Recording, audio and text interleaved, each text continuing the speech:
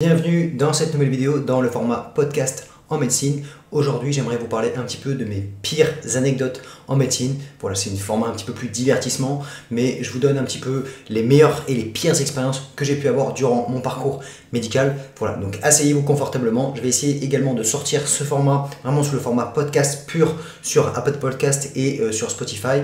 Voilà, donc là, vous avez la version vidéo directement sur YouTube. N'hésitez pas à la mettre comme ça en arrière-plan quand vous baladez, quand vous faites vos courses, quand vous êtes en train de faire le ménage. Ça permet un petit peu de discuter ensemble et d'avoir un format plus dynamique pour vous. Donc la dernière fois, on avait parlé un petit peu de comment avoir une bonne méthode de travail. Mais là, j'aimerais vous raconter un petit peu ce qui s'est passé. Notamment, j'aimerais vous raconter l'histoire de ma première garde. Pourquoi finalement, je déteste les gardes aux urgences. Je vous raconterai un petit peu ensuite comment ça s'est passé. Donc la première garde et après les autres gardes. Et maintenant, quand j'ai été interne de radio, vous verrez que la première année en radio, on n'a pas le droit de faire de garde de radio, tout simplement parce qu'il faut avoir une expérience minimum. Et donc moi, j'ai dû refaire des gardes de radio encore pendant un an. J'étais dégoûté. Donc je vais vous raconter un petit peu tout ça.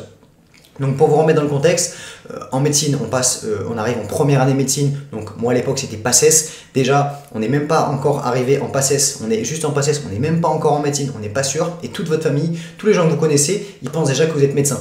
Donc moi en gros, je me rappelle quand j'étais en PACES, j'avais fait une allergie, ok, et j'avais appelé SOS médecin parce que j'étais chez moi et j'avais l'impression que j'allais y passer quoi, ok. Et le SOS médecin, carrément, j'étais en première année de médecine, je lui dis ouais je suis en médecine, etc. Le SOS médecin, elle me demandait le nom des médicaments. J'ai dit mais attends, mais moi je suis en médecine, mais je suis en première année de médecine, j'y connais rien, je suis en train d'apprendre par cœur le nom des molécules. Donc déjà pour vous mettre un peu dans le contexte, même les médecins ou même n'importe qui, encore pire votre famille, les gens que vous connaissez, quand vous dites que vous êtes en médecine, ils pensent déjà que vous êtes médecin, ils sont toujours en train de vous poser des questions sur des questions de maladie, ils ont mal assis et qu'est-ce que j'ai, etc. Donc ça, c'est vraiment le syndrome classique, tous les étudiants en médecine vous le diront, tout le monde leur pose des questions comme si c'était déjà Dr House. Donc, mon première année, ça commençait comme ça, et ensuite deuxième, troisième année, on commence un petit peu à découvrir vraiment les pathologies. Évidemment, on n'est pas du tout médecin, et j'en parlerai juste après. Mais donc première année, on fait la première année de médecine, ok. Après deuxième, troisième année, souvent on travaille pas énormément. Donc en plus on découvre un petit peu les pathologies, on découvre un peu la vie étudiante aussi. Voilà, c'est pas les années les plus propices au travail. Donc disons qu'en termes de connaissances médicales, on n'est pas bien mieux avancé. Ok. Et donc ensuite, à partir de la quatrième année, donc c'est à partir de quatrième, cinquième qu'on va commencer vraiment à faire des stages à l'hôpital en tant qu'externe. Donc externe, entre guillemets, on commence à vraiment pas à servir à grand chose. Les premiers stages qu'on fait à l'hôpital, donc on est quand même déjà à Bac+4, mais on fait pas grand chose à l'hôpital. On est là, on fait quelques électrocardiogrammes, on va voir un petit peu les patients pour prendre les antécédents, pour prendre l'histoire de la maladie, pour un petit peu commencer à les examiner. Et voilà, c'est balbutiant, donc on arrive vraiment un petit peu comme des touristes à l'hôpital et on essaie de faire notre mieux possible. Bien sûr, certains ont travaillé plus que d'autres avant, mais on n'est quand même pas des cracks. Bon. Et donc, à partir de la quatrième année de médecine, on va commencer à faire des gardes aux urgences. Donc, gardes aux urgences, pour tous ceux qui ont fait les premières gardes aux urgences, on est un petit peu stressé. D'accord? Tout le monde pense que c'est parti, on va commencer à faire des gardes aux urgences, à réanimer les gens, à faire des trucs de fou. Dans la vérité, c'est pas comme ça que ça se passe.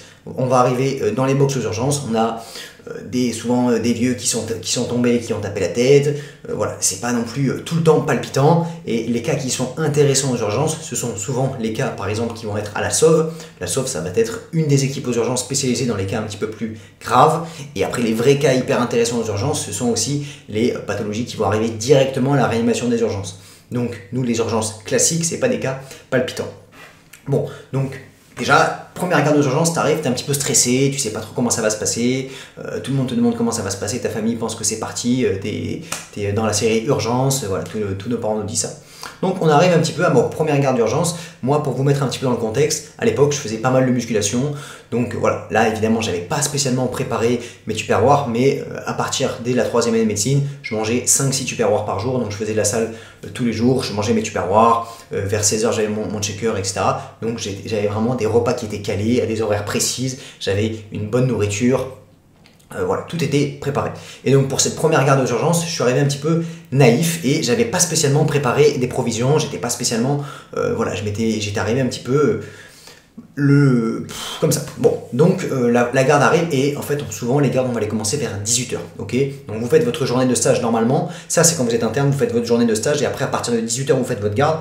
Quand vous êtes aux urgences, il y a plusieurs possibilités, soit vous faites la journée complète et après à partir de 18h c'est vraiment la garde, soit vous faites rien de la journée et vous êtes garde que le soir, donc vous arrivez à 18h et là vous commencez votre garde.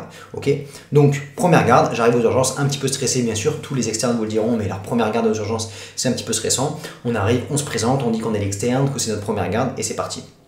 Donc moi je commence ma première garde et donc qu'est-ce qui se passe? C'est assez simple, on va, dès qu'il y a des nouveaux patients qui arrivent, le but c'est que d'abord ce soit l'externe qui le voie pour qu'il prenne bien le temps de parler au patient, de récupérer ses traitements, ses antécédents, l'histoire de la maladie, de bien tout noter pour pouvoir faire un bon mot après aux urgences, d'accord? Parce que les médecins qui vont passer après, ils n'ont pas toujours le temps de voir aussi bien tous les patients. Donc nous on va voir les patients, on discute un petit peu avec eux, on récupère toutes les informations et ensuite eh bien, on va l'examiner bien sûr, donc souvent entre guillemets le médecin qui s'en occupe lui il va faire un examen plus ciblé, en essayant vraiment de chercher les pathologies et d'être un peu plus sommaire sur le reste. Nous on va essayer d'être le plus complet possible, même si parfois c'est pas hyper pertinent.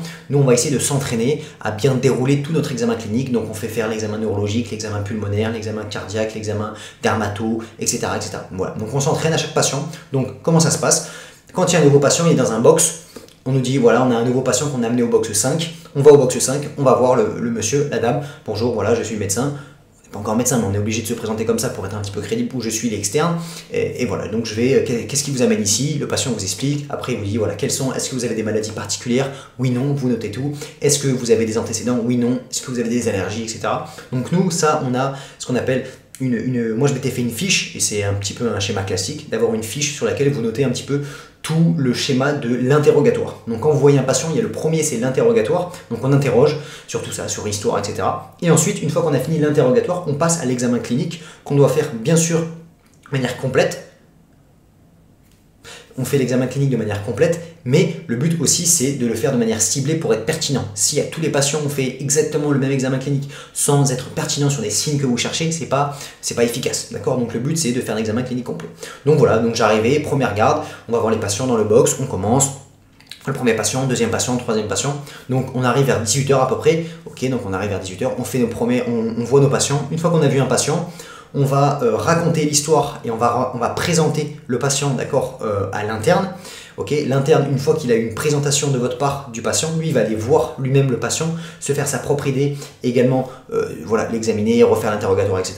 Et ensuite, une fois que l'interne a vu le patient, le médecin senior, lui, va aussi voir le patient. Donc voilà, chaque patient, souvent, c'est externe, interne et senior. C'est comme ça que ça se passe. Donc vous, après, en tant qu'externe, vous êtes un petit peu convié à la mission d'écrire le mot. Donc vous allez sur l'ordinateur et vous écrivez le mot du patient le plus détaillé possible. Donc souvent, c'est comme ça que ça se passe. Lui, l'interne, entre guillemets, il va prescrire les examens complémentaires, il va un petit peu prescrire les médicaments à prendre en charge, etc. Donc voilà, lui, il va s'occuper de la partie traitement et lui, le médecin senior, il va chapeauter un petit peu tout ça. Quand on a des prises en charge un peu plus spécialisées, c'est lui qui va s'en occuper. Voilà. Ensuite, ce qu'il faut savoir aussi aux urgences, c'est que ça va dépendre des endroits. Il y a des endroits qui sont plus petits et donc les médecins ou les internes ou les externes qui s'occupent des patients, ils vont également s'occuper de suturer et faire les plâtres. Mais il y a une autre partie distincte. Moi où j'étais, il y avait la partie donc entre guillemets classique, le circuit classique où les patients ils viennent pour des douleurs thoraciques, pour des essoufflements. Et il y a aussi une partie ambulatoire. La partie ambulatoire, c'est tous les petits bobos, les blessures, donc les sutures, les plâtres, etc. Donc pour ma première garde, moi j'étais pas à l'ambu, ce qu'on appelait l'ambu. Moi j'étais pas à l'ambu, j'étais vraiment au circuit classique. Donc voilà, je commence à aller voir mon premier patient, deuxième patient, je fais mon mot, je le présente, etc. etc. Donc c'est vrai qu'au début, quand on est un petit peu pris dans le truc, ça passe assez vite. Donc rapidement, hop, hop, hop, on voit pas le temps passer, 22h. Il est 22h. Et déjà, moi là, je me dis, putain, il est déjà 22h, on n'a toujours pas mangé, je commence à avoir faim, quoi. Moi, habituellement, je suis habitué à manger à 20h, après je vais à la salle et je remange à 22h, quoi. Donc j'étais assez calibré. Mais bon, c'est la première garde, on va pas faire d'histoire non plus, bien évidemment. Donc 22h, on mange toujours pas. Et c'est avec le flux de patients s'enchaîner, donc je commence à aller revoir quelques patients, on voit des patients, on mange, non, justement on mange pas, on voit des patients, on fait les mots, on voit des patients, on fait les mots, on voit des patients, on fait les mots, après il y a le turnover, il y a des patients qui sortent, il y a des patients qui rentrent, etc. Ça continue comme ça. Et c'est vrai que là, minuit, on va toujours pas manger, et il n'y a pas de once de aller manger, etc. J'ai l'impression que tout s'enchaîne un petit peu, et c'est vrai que dans le système hiérarchique à l'hôpital, je commence moi à demander un petit peu, de manière un petit peu naïve, non pas à mon senior, mais à l'interne en mode tu penses qu'on va manger à quel moment quoi? Il me dit bah, tant que le chef il a pas mangé, nous on n'ira pas manger. D'accord. Donc là il était minuit, le chef avait toujours pas mangé, et puis aux urgences on peut pas laisser entre guillemets les urgences comme ça, si les seniors vont manger, mais le temps qu'eux ils mangent, nous on mange pas. Donc on est censé rester un petit peu aux urgences. Donc minuit, je vois toujours personne manger, on continue, 1h. Et là, bon, les seniors, eux, ils viennent manger vers quasiment 2 heures, ils vont manger.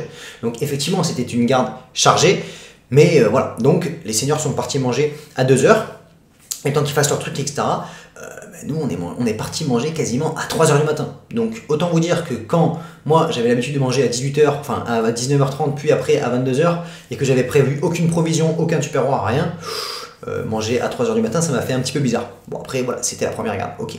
Donc nous, on va manger à 3 heures du matin. Donc là, tu t'attends à manger quelque chose de classique. Et puis, en fait, on arrive à 3 heures du matin, on est tombé sur quoi? On est tombé sur des vieilles barquettes de l'hôpital complètement pourries avec du colin, je passe les détails, du vieux colin, des patates sautées ignobles, des vieux yaourts, la porte elle était à moitié fermée, ils étaient encore chauds. Donc en fait, on avait mangé à 3h30 du matin, des plats qui étaient abominables. Donc là, on prend enfin cette pause entre nous, et c'est vrai qu'on est quand même très très déçus de ce qu'on mange.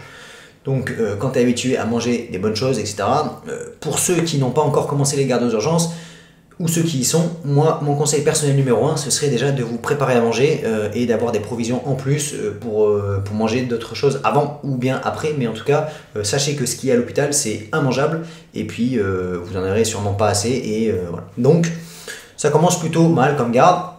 Mais bon, et en fait à 4h du matin en rentrant, je me suis dit bon, mais ça va être calme, je vais pouvoir peut-être aller me coucher, etc. Mais c'était la première garde, donc tu es un petit peu timide, tu vas pas commencer à dire bon, mais moi je vais aller me coucher, bien évidemment, t'attends qu'on te le propose. C'est le principe un petit peu.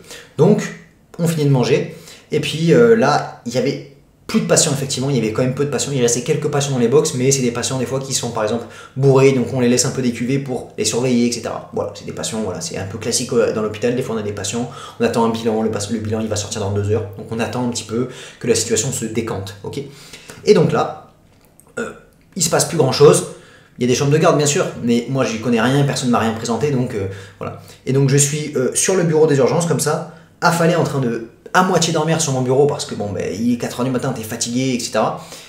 Et en fait, là, il n'y a personne qui te propose de bon, ben vas-y, c'est bon, c'est assez calme, tu peux aller te coucher, et au pire, s'il y a un patient, je t'appelle, etc. Il n'y a personne qui te le propose. Donc, en fait, ce qui s'est passé, c'est que j'ai dormi à moitié sur le bureau, mais vraiment de manière pourrie, affalé sur mon bureau. Il y avait le senior qui était à côté et personne ne te propose d'aller dormir, quoi. Donc après, en ayant fait, je vous spoil un peu, mais en ayant fait d'autres gardes, ça se passe pas toujours comme ça. Mais là, c'est vrai que la senior n'était pas particulièrement bienveillante, elle n'a pas été méchante, mais elle n'a pas été particulièrement bienveillante. Et j'ai dormi, enfin voilà, j'ai même pas dormi parce qu'on ne dort pas dans ces conditions-là. Donc ça s'est passé ça jusqu'à 6-7 heures. Après, vers 6-7 heures, il y a des nouveaux patients qui sont arrivés, on a refait, et donc on a fait une garde complète, sans dormir, à manger à 4h du matin, des choses pourries. Et là, ça m'a fait un petit peu un choc. Je me suis dit, ouh là là là là, là ça va pas le faire si ça se passe comme ça toutes les gardes. Donc, malheureusement, j'ai dû prendre un petit peu des dispositions pour les gardes d'après. Donc, comment ça s'est passé pour les gardes suivantes? Et bien évidemment, j'ai commencé à prendre mes tupperwares parce que je me suis dit, je vais pas manger les infamités qu'on me propose. Et aussi, particulièrement, des fois, quand c'était un petit peu calme, que personne, etc., bon, tu t'éclipses 20 minutes et tu vas manger un bout, quoi. Parce que si c'est pour manger à 4h du matin à chaque fois, c'est quand même un petit peu pénible, quoi. Donc, c'est pas des choses qui se font toujours, mais moi, personnellement, c'est ce que je faisais parce que ça me saoulait, en fait. Ça me saoulait de tout le temps devoir demander et qu'il fallait manger à 3h du matin. Je préférais manger un petit bout vite fait à 22h quand c'était un petit peu calme ou quoi. Et après, quand on prenait une pause, rester chiller avec les autres plutôt que de manger à 4h du matin, d'être affamé, d'être saoulé, etc. Donc ça, vous n'êtes pas obligé de faire ça bien sûr, mais ma première astuce déjà c'est au moins s'il vous plaît faites des tupperwares ou prenez quelque chose de décent parce que déjà que les gardes c'est horrible, si en plus on vous file des trucs pourris, franchement c'est même pas la peine quoi. Donc voilà. Et ensuite il faut, même si sur les premières gardes on n'ose pas trop, après quand c'est un petit peu plus calme, il faut vraiment pas hésiter à dire ça te dérange, je te laisse mon numéro ou quoi, est-ce que je peux aller dormir un petit peu, s'il y a quelques patients tu m'appelles, mais voilà. Parce que le problème c'est que bon, après, c'est mon cas personnel, il n'y a pas eu énormément de bienveillance, mais les gens ne te le proposeront pas toujours. C'est sûr que si tu vas faire une garde aux urgences et que c'est moi, je suis avec toi, à 1h du mat, je vais te dire vas-y, va te coucher, t'inquiète, je m'en occupe, il n'y a pas de problème. Mais tout le monde n'est pas comme ça. Et il y a quand même une certaine partie des gens qui sont très scolaires, très hiérarchiques. Si moi je dors pas, tu dors pas. Si t'as pas mangé, je mange pas. Et donc c'est vrai que ça m'a un peu saoulé et c'est des choses qui sont pas très agréables. Donc voilà, il faut pas hésiter à demander les choses et il faut pas non plus hésiter à prévoir un petit peu parce que malheureusement on est en France, à l'hôpital il n'y a aucun moyen. Donc on se retrouve dans des situations où ce qu'on a à manger c'est dégueulasse, on a payé 50 balles pour faire une garde, bon on va pas rentrer dans tous les détails, mais voilà, ça c'était un petit peu l'anecdote de ma première garde, et donc ce que j'ai fait après dans les gardes après, j'ai essayé un petit peu de m'organiser pour que ça se passe un petit peu mieux. Donc ça c'était mes gardes en tant qu'externe, sauf que quand vous êtes externe, entre guillemets, vous servez à pas grand chose, c'est-à-dire que si vous n'êtes pas là, bah, on peut un peu se passer de vous, donc bon voilà. Sauf que quand j'ai choisi radio, la première année de radio, ce qui se passe c'est que en fait il faut avoir un minimum niveau de radio et au début quand tu commences radio, tu comprends rien du tout. Donc vu que tu comprends rien du tout, que tu débarques complètement et que tu racontes à peu près n'importe quoi et que heureusement qu'il y a des gens qui sont là pour te relire et encore, t'es pas habilité entre guillemets à faire des gardes. Donc pour pouvoir faire des gardes de radio, c'est au bout de 2 semestres, c'est-à-dire au bout de 1 an d'internat. Donc pendant 1 an, tu es censé faire des gardes d'urgence. Sauf que c'est quoi le problème? Le problème c'est que tu viens de faire une 6e année dans laquelle en fait, moi personnellement en 6e année, je suis passé en chair de la main et en chair plastique, des stages dans lesquels je suis allé à peu près 3 fois dans l'année. Pourquoi? Tout simplement parce que malheureusement le concours est comme ça, plus tu passes de temps à la BU à bosser tes cours, plus tu as de chances de réussir. Donc moi ce que j'ai fait c'est que j'ai pris les stages, j'étais bien classé, j'ai pris les stages qui m'intéressaient mais dans lesquels je pouvais y aller le moins possible pour pouvoir travailler le plus possible mes cours à la BU. J'allais pas en stage pour aller faire du bateau, j'allais en stage pour être à la BU de 8h à 21h tous les jours. C'est ce que j'ai fait pendant 1 an, c'est ce qui m'a permis de bien me classer bien sûr, mais du coup pendant 1 an j'ai fait que du livre, donc j'ai vu aucun patient pendant 1 an, ok? Donc ça faisait depuis... je vous avais dit que les gardes c'était en 4e année, donc depuis la 4e année j'ai pas fait de garde, j'ai quasiment pas vu de patients pendant plus d'1 an, et même à la fin de la 5e année j'étais encore en chir, donc j'avais pas vu beaucoup de patients, et donc en fait ça fait 1 an et demi que t'as pas vu de patients, et puis après t'arrives et on te pose aux urgences en mode bon ben voilà c'est bon t'es interne maintenant, c'est toi qui gères les patients. Ça m'a fait un petit peu bizarre. Donc c'est vrai que les premières gardes, tu préviens quand même, tu dis ouais, à ton senior, écoute moi je suis interne de radio, en 6e année j'ai pas vu beaucoup de patients, donc ça va être un petit peu just quoi. Mais bon, tu fais ton mieux possible bien sûr, tu révises un peu les pathologies de base, tu fais tes prescriptions, tu fais tes examens, etc. Et puis après il y a toujours un senior qui est là pour cadrer. Mais c'est vrai que ces premières gardes en tant qu'interne, c'était pas évident, surtout quand tu es en radio. Et en fait quand les autres internes, eux, la journée, ils ont des patients, ils voient les patients, ils examinent tous leurs patients qui arrivent. Ils ont des entrées, c'est comme ça que ça se passe. Un interne de médecine classique, il a des patients qui arrivent, ça s'appelle les entrées, il les examine, il fait le point, donc c'est un petit peu comme aux urgences. Sauf que nous, en radio, on n'a que des scanners qui arrivent, on n'est plus du tout habitué à voir les patients. Donc en fait, on est un petit peu déshabitué. Donc c'est pas toujours évident, on essaie de faire ce qu'on peut, mais en fait, si on a pris aussi radio, c'est pour pas faire de garde aux urgences, c'est parce qu'on aime bien aussi, c'est un choix radio, c'est une spécialité particulière, dans lequel on ne voit pas les patients en mode examen clinique, etc. On fait le scanner et on interprète le scanner, ou bien on fait l'échographie.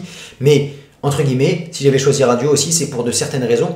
Et donc c'est vrai que quand on commence radio et qu'on nous oblige, entre guillemets, à faire des gardes aux urgences, c'est un peu compliqué. Donc c'est vrai que les premières gardes, en fait, quand on te dit tu as 8 ou 10 gardes dans ton semestre, tu les comptes. Tu comptes toutes les gardes que tu peux, qui te restent pour ne plus en avoir. Et après, tu essaies d'en vendre certaines pour en faire le moins possible, bien sûr. Donc, bon ben voilà, j'ai fait quelques gardes d'urgence, j'en ai revendu quelques-unes, et voilà. Et après, après je suis arrivé en 2e année de radio, et donc là, à partir de ce moment-là, je pouvais faire les gardes de radio. Et là, tout change. C'est-à-dire qu'à partir du moment où tu fais les gardes de ta spécialité, tu te mets dedans, tu apprécies ce que tu fais. Et donc là, j'apprécie les gardes. Les gardes, ça reste difficile. Hein. Je vous raconterai un petit peu les gardes. Même les gardes de radio, c'est quand même des gardes assez fatigantes. On se couche à 4h, 5h, 6h du matin des fois. Donc on fait que interpréter des scanners. Donc c'est pas évident. Mais au moins, on fait plus des gardes d'urgence. Et donc ça, c'était quand même un vrai soulagement. Donc voilà. Donc ça, c'était un petit peu mon expérience avec les gardes aux urgences. En tant qu'externe, c'était difficile. En tant qu'interne, garde aux urgences, c'était très difficile. Et puis après, à partir du moment où j'ai commencé les gardes en radio, ça commençait à être beaucoup plus sympathique. Voilà. Donc ça, c'est les gardes. Malheureusement, le problème aussi à l'hôpital là, c'est que nous, les gardes de radio, typiquement, on n'a pas de plat. C'est-à-dire que nous, il y a une coutume en radiologie, c'est que les internes, les chefs payent Deliveroo, Uber Eats, on se fait une petite bouffe entre chefs et internes, et c'est les chefs qui payent, c'est une petite coutume, mais s'il n'y avait pas cette coutume-là, on n'a pas à manger. Donc ça, c'est génial, on ne sait même pas où il faut manger, donc c'est notre poche quoi. Et puis le chef, lui, quand il est payé 400 € pour faire sa garde, en fait, il doit enfiler 80 pour pouvoir payer le plat tout le monde. Voilà. Donc ça, c'est un petit peu comment fonctionnent les gardes. C'est vrai que en tant qu'interne de radio, on a quand même pas mal de gardes, on en a entre 3 et 4 par mois. Je sais qu'il y a certaines spécialités qui en font beaucoup plus, mais c'est quand même un point noir de la spécialité. Et dans beaucoup de spécialités, les gens vraiment subissent les gardes, c'est quand même des moments qui sont difficiles, on ne dort pas beaucoup, il y a beaucoup de pression avec les patients, etc. Donc c'est vrai que c'est pas toujours évident. Et moi, ça n'a pas été, c'est pas mon endroit préféré de l'internat. Après, ça fait partie également de la formation, on est formé à tout ce qui est contexte de l'urgence, et c'est là la continuité des soins, mais c'est vrai que c'est quelque chose qui est difficile et qui n'est parfois pas toujours apprécié par tout le monde, mais on essaie de s'habituer. C'est vrai qu'en termes de rythme de sommeil, pour des gens comme moi qui font attention un petit peu au sommeil, etc., c'est difficile. Et encore, moi je sais pas comment certains font, parce que moi je fais attention, je fais du sport, je dors bien, je mange bien, mais il y en a qui font la fête, et des fois ils vont faire les gardes par exemple le vendredi et le dimanche, et il y en a qui vont carrément faire la fête le samedi soir. Je me demande comment ils font. Bon, bref, voilà. Donc ça c'est un petit peu les gardes d'urgence. Et j'aimerais un petit peu vous raconter aussi quelques cas qui ont été marrants durant les gardes d'urgence, parce que là, dans la région où je suis, il y a quand même des cas qui sont bien gratinés. Donc régulièrement, nous au scanner, en fait, j'avais déjà un peu expliqué dans certaines vidéos mais comment fonctionnent les gardes aux urgences de radio. Donc ce qui se passe, c'est que la plupart des examens qu'on fait en urgence, ce sont des scanners, d'accord? Donc nous, en tant qu'interne de radio, on s'occupe de 3 choses essentiellement. Les IRM en urgence, principalement pour tout ce qui est AVC. Donc quand il y a un patient qui a un AVC, il va passer dans l'IRM et nous, on va essayer de détecter un AVC, d'accord? Et si un AVC, le neurologue, lui, peut mettre un traitement et il peut y avoir aussi les neuroradiologues qui s'en occupent. Ok, ça c'est l'IRM. Ensuite, il y a aussi des scanners en urgence pour tout ce qui est traumatisme, pour tout ce qui est douleur abdominale, etc. C'est vraiment l'examen roi aux urgences, c'est vraiment le scanner. Et nous, on va interpréter tous les scanners qui passent aux urgences. Donc nous, on a le téléphone, on est responsable du scanner et les gens vont nous appeler. Ok. Et après, on fait aussi quelques échographies pour les appendicites, pour les torsions testiculaires, des choses comme ça. Voilà. Donc en gros, nous, on est au scanner. Et en fait, ce qui se passe, c'est que quand il y a des gros traumatismes, donc quand, par exemple, il y a des gens en moto qui se fracassent, ou bien quand il y a des fusillades, des coups de couteau, des choses comme ça, c'est nous qui nous en occupons. On va faire un scanner complet du patient pour voir un petit peu les dégâts, l'étendue des dégâts. Et c'est vrai que là, récemment, j'ai eu un cas assez, un petit peu atypique. Il y avait 2 patients. Donc un patient qui a été emmené tout simplement parce qu'il a subi une attaque au harpon. Donc il était en train de faire du bateau tranquillement. Et puis bon, il y a eu une embrouillade avec un pêcheur, etc. etc. Et le mec s'est énervé et il a carrément tiré un coup de harpon dans le bras du gars. Donc bon, voilà. Les mecs, il faut pas être étonné. Donc des cas comme ça aux urgences, on se rend pas compte, mais il y a beaucoup plus que ce qu'on se croit, des règlements de compte, des fusillades, des coups de couteau, des cas complètement gratinés. Donc je vous ferai une compilation un petit peu, où enfin je peux présenter certains cas sur le compte Insta, je présente un petit peu, je fais des tutos radio tous les jours où je présente des cas cliniques, et donc je montre régulièrement des cas de patients où il y a des pathologies assez... voilà. La dernière fois on avait carrément un patient qui était en haut d'un échafaudage, d'accord, enfin d'une échelle, et il y avait une barre en fer dessous, il est tombé, il s'est planté la barre en fer carrément d'en bas jusqu'au niveau du thorax, donc il s'est massacré. Heureusement ça n'a pas touché de gros organes, mais c'est passé plutôt sur le côté, mais vous imaginez la douleur. Donc on voit vraiment des choses au scanner, et ce qui est fou, c'est que des fois, au scanner, en fait, avant de voir l'étendue des dégâts, et de pouvoir justement enlever la barre de fer, le harpon, etc., on est obligé de voir quelles sont les structures. Parce que, imaginons que vous avez un vaisseau, ok, si vous avez un vaisseau et qu'il y a un objet qui va rentrer dedans, tant qu'il n'est pas enlevé, entre guillemets, il va y avoir la brèche qui va être auto-colmatée par l'objet en métal. Sauf que si on l'enlève, c'est à ce moment-là qu'il peut y avoir une hémorragie cataclysmique. Donc c'est pas rare qu'on ait des patients qui soient scannés directement avec la barre de fer au milieu de la jambe, avec le fusil harpon, enfin la flèche de fusil harpon dans le bras, des choses comme ça. On avait carrément eu une fois un patient qui s'est pris un coup de couteau carrément dans le thorax, il est arrivé au scanner avec le couteau en plein milieu du cœur, quoi. Enfin il n'était pas dans le cœur, heureusement pour lui, ça n'avait pas touché ces structures-là, mais on a les patients des fois qui ont carrément les objets dans le corps, et nous avec le scanner après on voit un petit peu l'étendue des dégâts. Donc ça c'est quand même assez fou, et c'est vrai qu'en radiologie on voit énormément de cas on voit tout passer, quoi. Donc c'est vrai que c'est assez divers et c'est hyper intéressant de voir ça. Donc voilà, donc ça c'est un petit peu les gardes en radiologie. Donc on voit beaucoup de traumatismes comme ça, et on voit aussi malheureusement des accidents de la route où on voit des très gros traumatismes. Donc en termes de radiologie c'est intéressant parce qu'on voit des fractures, des choses comme ça. Ça donne beaucoup d'informations aux cliniciens, mais c'est vrai que voilà, on voit quand même beaucoup de cas.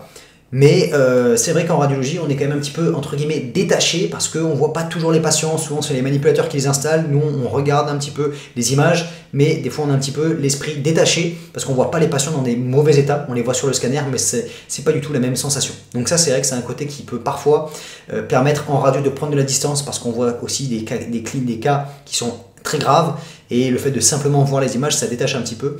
Donc en termes mentalement, ça permet aussi de ne pas trop non plus en subir, parce que des fois on passe en réanimation pédiatrique, et on voit des enfants qui sont jeunes et malades, et voilà, en radiologie, c'est moins ce côté-là. Donc c'est vrai que pour les gens qui sont sensibles, ça peut être une spécialité qui est intéressante.